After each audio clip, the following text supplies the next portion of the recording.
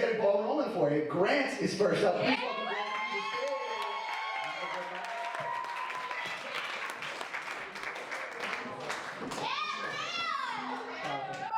stage. The first thing I'm going to do is give her that. Hi, I'm Grant. So I'm not originally from Georgia. As if you couldn't tell by everything about me. I'm originally from New Mexico. My family moved here when I was 7.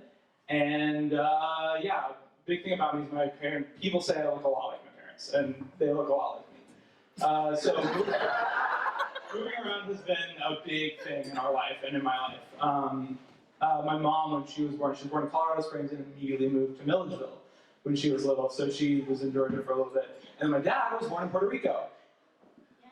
On an Air Force base. Yeah, I saw something.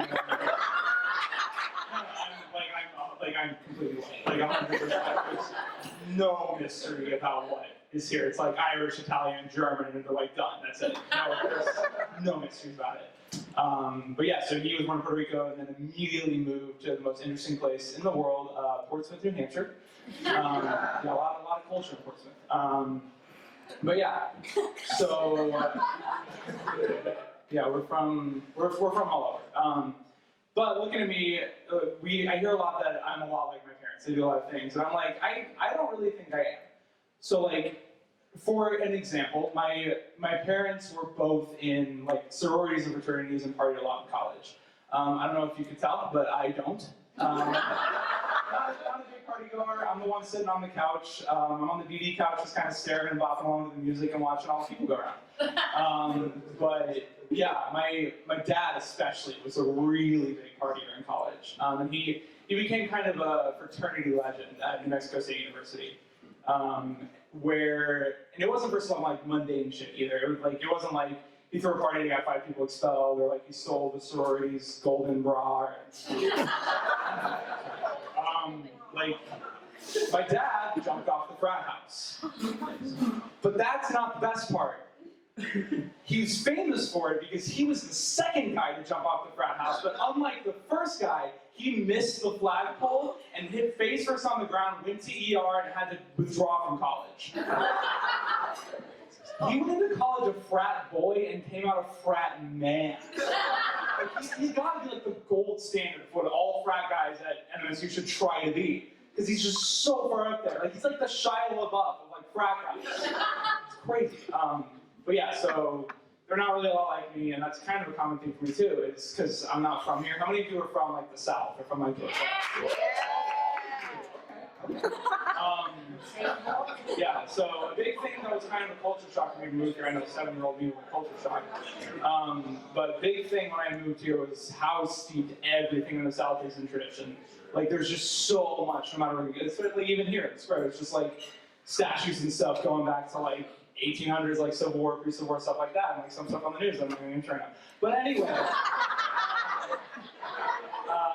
so naturally, not being from here, I decided to work somewhere that is super steeped in tradition. I work at a local mom and pop barbecue restaurant. So I work at Smokehouse Barbecue and Catering down the road. I get $50 every time I say the name, Smokehouse Barbecue and Catering. But yeah, I work there. I've worked there for about 5 years. It's a great place. We have the best barbecue in town. And if you don't believe me, ask the building across the street that used to be a Sonny's. No, I'm serious. Like people were coming into the restaurant after it closed, and they're like, "Did you know the Sonny's across the street closed?" And I'm like, "No, I've been here. Like, how would I know that?" And it's like they'd ask me why it closed. It's like I don't know. Why would I know why the Sonny's across the street closed? Like, what do you want me to tell you? Like there's some barbecue cult meeting that meets in our side room every Tuesday, and it's just like, Sonny's has committed transgression. They must be shut down for their heresy. They're a fucking machine. They got bad barbecue. Like, have you done that? But yeah, another thing I always wonder about like working there is like what people have to think of me, like coming in and like what they must think of this like not Georgia boy working at their 40-year-old barbecue restaurant, just like slinging barbecue to them. And then I saw a Snapchat of myself talking there. We're all familiar with Snapchat, right? It's like the messaging service where you send and receive pictures and messages. And they really it's not like sexting, but like anyway. So yeah, I heard myself talk for the first time, and here's Here's just like an average day of me working. Okay, just imagine me, there's like a register here, and you're a barbecue customer. Hey, y'all want Smokehouse Barbecue and Catering? My name's Brenau. I'll be taking care of you today. We got four choices of meat for you. We got pork, chicken, beef, and ribs. They all come on a plate with your choice of 2 sides. You can also get your choice of a bun, white bread, or garlic toast. Or if you're feeling frugal, we got a sandwich special. It's $7.25 for sandwich, a side, and a drink. I don't know who the fuck that is. Someone please tell me who the fuck that person is that just came in and started selling these people barbecue like I've lived here my whole life. It's crazy. Yeah, so I saw them all at barbecue, and it's like the spirit of like Peepaw's 4th of July backyard barbecue has like infected my body and like won't leave until everybody tries his Devil's Crotch hot sauce ribs, because that's the only way to eat barbecue, dadgummit.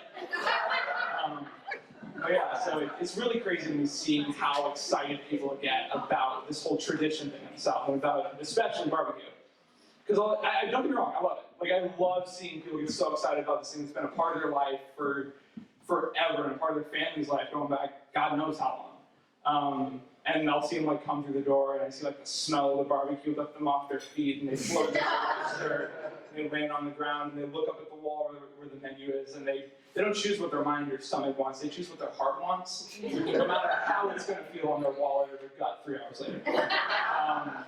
But yeah, they'll come in and they'll love it. But like, I love that. But on the flip side of that, when they come in and we're out of food, because we're a small restaurant, we only make enough food to serve for the day. When I have to tell people we've run out of something, they're like monkey brains turn on, and I have to start fearing for my life. So like they'll come in, and it's just like, they come in and I'm like, I'm sorry, no, we're out of ribs. And they're like, you mean to tell me that I drove for an hour to get some of these Smokehouse Barbecue and Catering ribs, and you're out? And I'm like, well, we are a small restaurant. We only make enough to serve for the day. We smoke everything for at least 12 hours. So for those of us familiar with math, either we had to start smoking that yesterday, or we did it at the ass crack of dawn, just so we could have some for your ungrateful ass when you get here at the end of the day.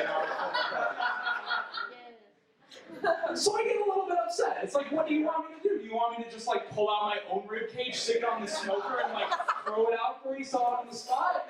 I can't do that. I die. But I'll be damned if that's not what they expect of me. They want me to do that. That's like, I'm sorry. We're not shitty Sonnies. I can't just like throw some janky ass ribs in the microwave, take it out, season it with the seasoning I keep in my asshole to keep it fresh, and then just dump it in your lap, spit it in your face, and expect you to pay me for it. I can't do that. Motherfucking Smokehouse Barbecue and Catering. I just made $650 talking to you about it tonight. Thanks, Grant.